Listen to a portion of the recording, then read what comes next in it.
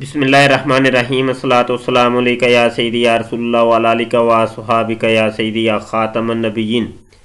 मोहतरम दोस्तों, यहाँ ग्रुप के अंदर एक शख्स ने एक सवाल किया है। सवाल सुनिए और कादियानी मुरब्बी का जवाब सुनिए, तो उसके बाद फिर हम तबसरा करते हैं। अस्सलाम वालेकुम वरहमतुल्लाहि वबरकातुहू to all dear group members. उम्मीद है कि सब लोग खैर आफियत से होंगे। मेरे एक दो छोटे छोटे सवाल हैं अहमदीस हजरात से अकीदे के रिगार्डिंग, प्लीज़ बताएं। क्या कोई आदमी अगर अर्ली मॉर्निंग सुबह कोई सफ़र पे जा रहा हो और रात से पहले उसे अंदाज़ा हो कि घर वापसी नहीं होगी, तो क्या जो 5 वक्त की नमाजें हैं उसे एडवांस में अदा की जा सकती हैं कि हम पहले ही पढ़ लें, ताकि सफ़र में हम कहीं भी हों, कैसे भी हों, वक्त पे नमाज मिले ना मिले, पढ़े ना पढ़ें, तो क्या ये अकीदे के हिसाब से सही होगा या नहीं? प्लीज़ अहमदीज ही जवाब दें, शुक्रिया। जी दोस्तों, ये सवाल करने वाले भी कादियानी साहब हैं, मीर फैसल साहब, और यहाँ पर कादियानी मुरब्बी अंसर साहब हैं, इंडिया से इनका ताल्लुक है। तो आइए इनका जवाब सुनिए। अस्सलाम वालेकुम रहमतुल्लाहि वबरकातुहू। ये सवाल ही गलत है, क्योंकि हज़रत सल्लल्लाहु अलैहि वसल्लम हमें एक सुन्नत दिखाए हैं, उसी सुन्नत पर अमल करना है। अगर हज़रत सल्लल्लाहु अलैहि वसल्लम, आप सल्लल्लाहु अलैहि वसल्लम बहुत सफ़र किया है, अगर ऐसा किया है, हदीसों से ऐसी बात साबित है, तो हमें ऐसे पढ़ने की इजाज़त है।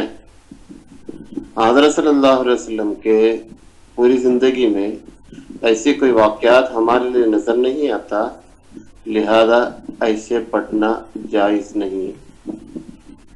जज़ाकुमुल्लाह खैर। अस्सलाम वालेकुम। जी, ऐसी नमाजें 5 वक्त से पहले इकट्ठी करके पढ़ लेना ये जायज़ नहीं है। ये कादियानी मुरब्बी मौलवी अंसर का फतवा है, और ये कादियानी मुरब्बी अंसर का मैं फ़ोन भी आपको, फ़ोन नंबर भी यहाँ दिखा देता हूँ। ये मैं प्रोफाइल में आ गया, यहाँ पर क्लिक किया और ये नंबर है। अच्छा जी, और ये ऐसी ही मिलती जुलती बात कादियानी कागजी खलीफा मिर्ज़ा नासर ने भी की थी। यहाँ हम 22 अप्रैल 1966 का खुतबा देखते हैं।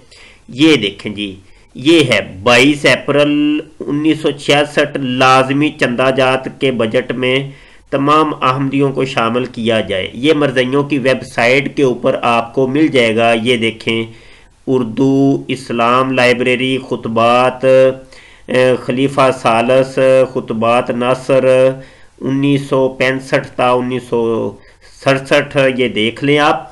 अच्छा, ये मैंने PDF ओपन की है, ये PDF यहाँ पे ओपन है, नज़र आ रही है। यहाँ बिल्कुल 234 और ये 233 सफ़े के ऊपर अगर आप जाते हैं तो मिर्ज़ा नासर भी ये कहता है कि यहाँ देखें कि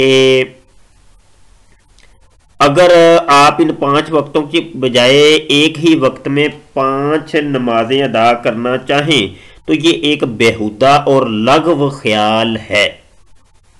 ठीक है जी, ये सवाल ऊपर हुआ था कि अगर कोई शख्स सुबह के वक्त 5 नमाजें इकट्ठी अदा कर ले तो वो ये ना समझे कि अगर इसको 5 नमाजें बर वक्त अदा करने से जो रूहानी गज़ा, तो उसके ऊपर ये फिर जवाब दे रहा है मिर्ज़ा नासर, खलीफा नासर जो है इनका। तो वो कह रहा है कि ये तो एक बेहुदा ख्याल है, इकट्ठी करके कोई पढ़ ले। ठीक है जी।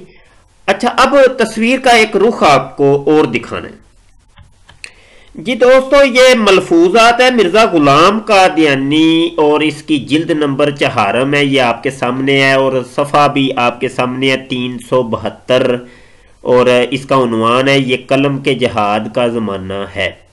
यहाँ पर मिर्ज़ा गुलाम कादियानी ने कहा है कि एक मरतबा हज़रत सल्लल्लाहु अलैहि वसल्लम को 5 नमाजें इकट्ठी पढ़नी पड़ी थी।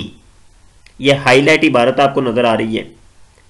اب یہ جتنے ریفرنسز میں نے آپ کو دیے ہیں ان سے ایک نتیجہ اخذ ہوتا ہے کہ پانچوں نمازیں اکٹھی کر کے پڑھنا جو ہے نا یہ بے وقوفوں کا کام ہے، بیہودہ فعل ہے، اور قادیانی مربی انصر نے جو مولوی انصر نے فتویٰ جو دیا ہے وہ یہ دیا ہے کہ ناجائز ہے، حرام ہے، غلط ہے۔